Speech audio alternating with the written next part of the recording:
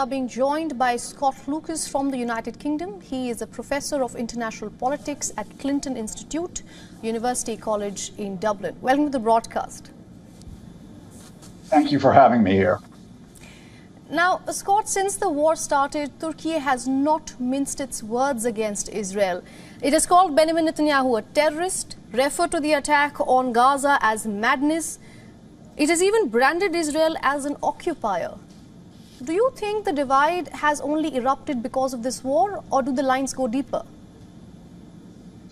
Well, actually, in the first days after the Hamas attack into Israel on October 7th, which killed more than 1,400 people, including more than 1,000 civilians, President Erdogan was taking much more of a middle position on this conflict. He was actually talking about Turkey being a mediator to try to break the cycle of violence. Now, what has happened, as you've highlighted in your excellent package in the last few days, is that President Erdogan has shifted both his short-term position and the broader position. The broader position, again, as you mentioned, is that Erdogan, while always looking to be the leader of the Muslim world, while always backing the Palestinian people, was trying to build relations with Israel. Part of that was because of the energy factor. Part of it was a strategic decision. In the last 72 hours, it's safe to say that Erdogan has thrown that out the window, that the idea of Turkey and Israel in the short term having very positive relations is gone.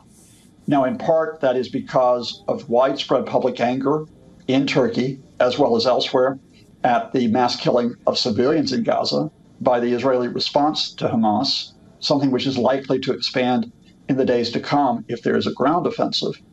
But it is also Erdogan's calculation. If you give me a minute to explain, there's two factors here. The first is, as I mentioned, is whenever Erdogan needs public support, he will play at the idea that he is not only the leader of Turkey, but he is the leader of the Islamic world, that he is the one who can talk to Arab countries. He could deal with the situation between Armenia and Azerbaijan over Nagorno-Karabakh. But the second factor is that position of being the leader of the Turkish people is threatened by the economy.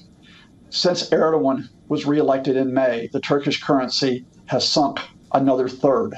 It is down by about 75% in the last couple of years.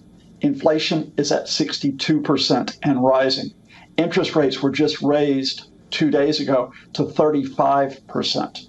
The Turkish economy is in serious trouble, and Erdogan doesn't want to be blamed for it. So what do? You give the people something else to talk about, which is to make this sharp turn, not only to criticize the Israeli operations, that you can expect, not only to call Benjamin Netanyahu a terrorist, but the thing that really irked Israel was when he said that Hamas is a liberation movement. You know, only just over 3 weeks. Scott, you've actually mentioned Politics 101. It's interesting how you mention Turkey's own domestic issues, which kind of leads to where Erdogan is going. But I want to go to a point you made earlier. You're right to point out that Erdogan did pose himself as a mediator, at least in the first few days of the war. But with these back and forth of these kind of comments between Erdogan and Netanyahu, do you think that mediator's role is completely off the table, or where does this leave Turkey in this entire war? It's off the table in the short term, because if Israel continues to pursue what is already now a limited ground offensive, and it may expand in days to come, if Israel continues with the widespread bombing, and if there's no humanitarian aid in Gaza, there's no space to be a mediator. And Erdogan will exploit that because, again, Erdogan, whenever he is in political trouble, picks an enemy. At one point, it was the Netherlands. At one point, it was Germany. Recently, it's been Sweden and Finland. Now it's Israel. If, and it is a huge if international pressure on Israel gets them to pull back on the attacks that are killing Gaza's civilians, if there is some type of space to break the cycle of violence, then Turkey could come back into frame as a mediator because of the simple fact that, of course, Hamas leaders are based there as well as in Qatar. But I don't think Erdogan will lead that process. I think he'll be looking at other countries, the U.S., European countries, and especially a country like Saudi Arabia to try to create that space and hope that Israel backs away a bit to allow us to get to talks rather than an increase in violence. All right, Scott, very briefly, do you think this war has the potential to become a regional conflict?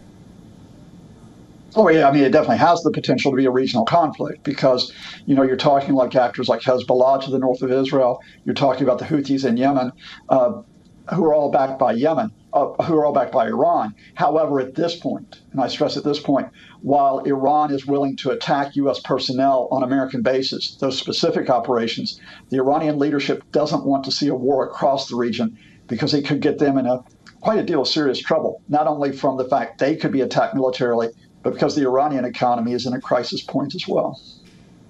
All right, Scott, thank you so much for decoding all of those fine prints here, and thank you for speaking to us. Thank you, and thank your listeners.